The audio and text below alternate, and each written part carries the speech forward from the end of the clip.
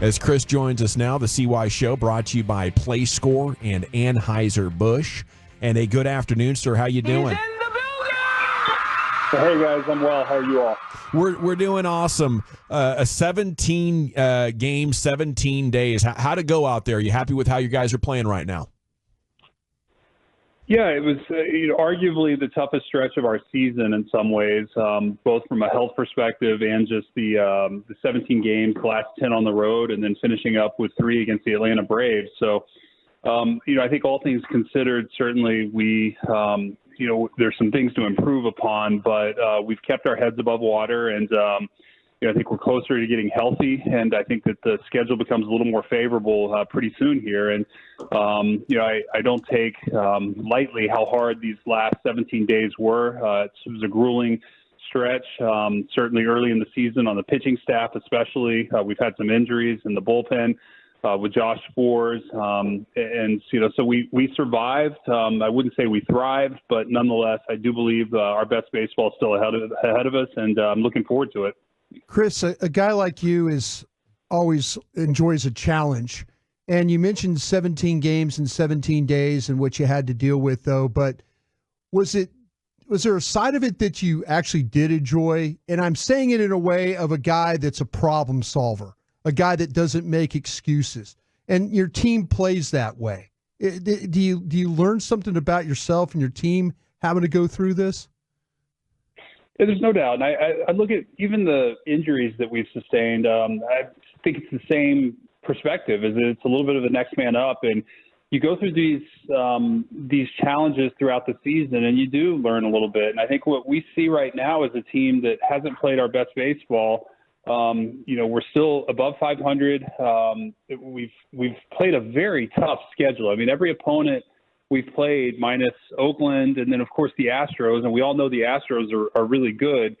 They're all above 500. We've had a very tough schedule to start the season, and I think what we've learned is we're a really good team, but we need to be healthy and we need to play our best baseball to beat good teams. And when we do that, we are as good as anybody, and when we make mistakes or when we don't play our brand of baseball or we give we make too many mistakes in terms of walking guys or not playing sound defense, or we get away from our offensive approach, then, good teams will beat us. But when we play our best baseball, even when we're not at 100%, I think we can compete with anybody. And that's exciting for me.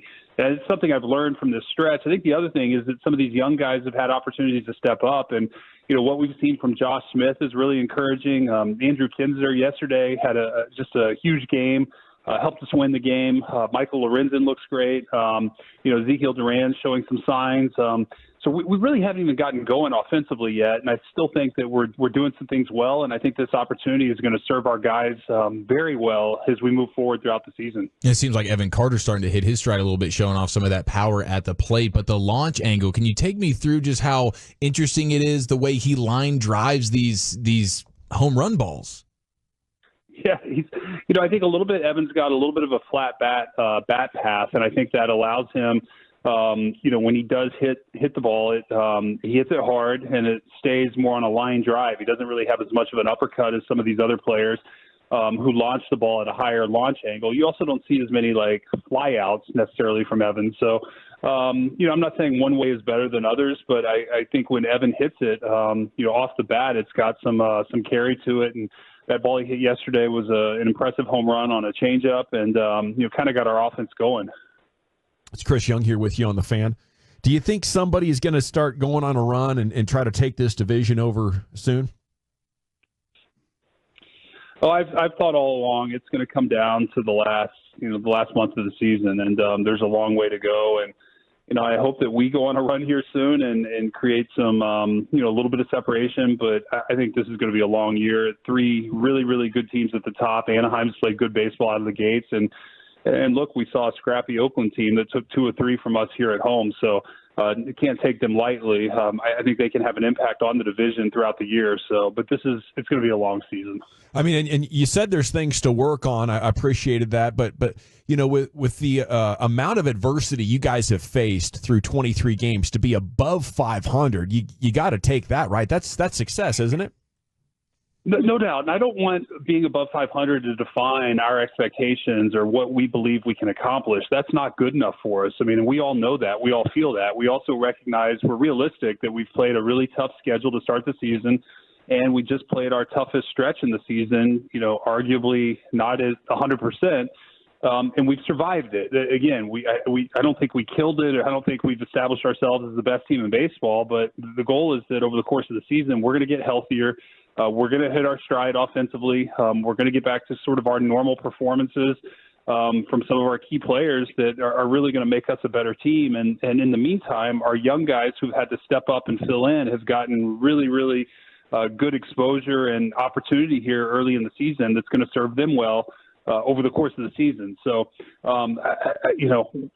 again, I don't want to sound satisfied by any means because we're not.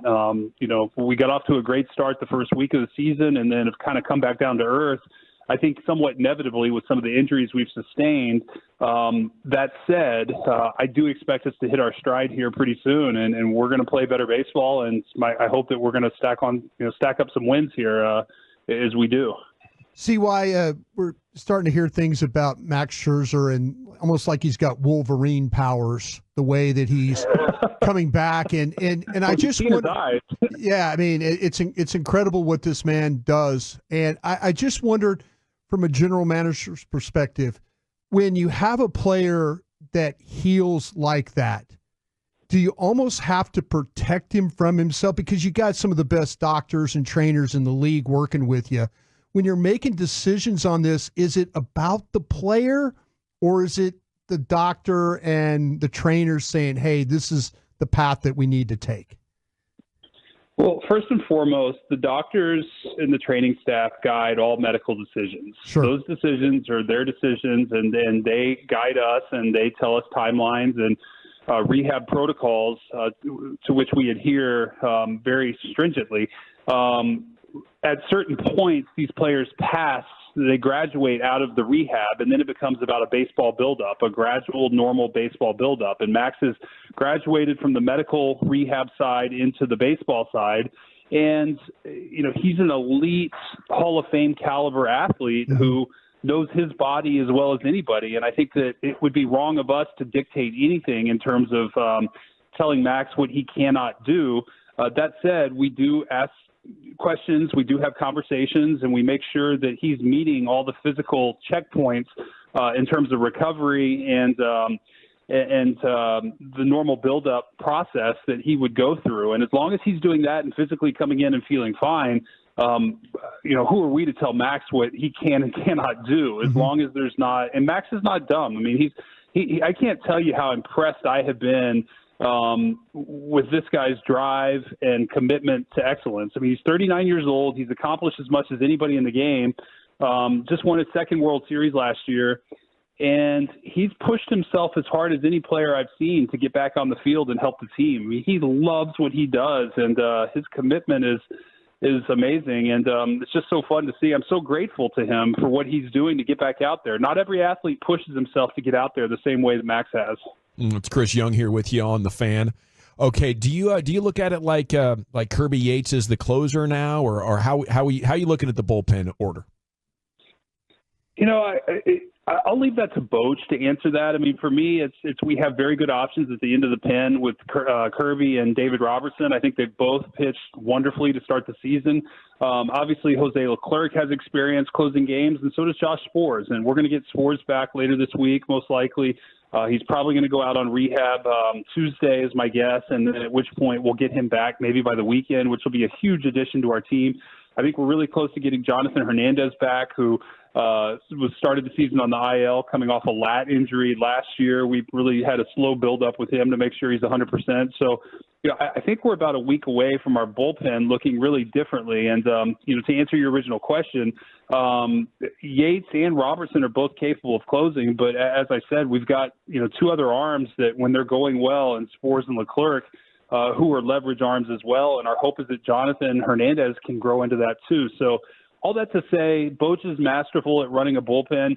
We want to give him as many good options as possible. Hence, on any given day, we may have one or two guys down, and somebody else is going to have to step in and get the job done. So from a front office perspective, do you feel like you've given Boch enough to get that job done? Are the answers in house?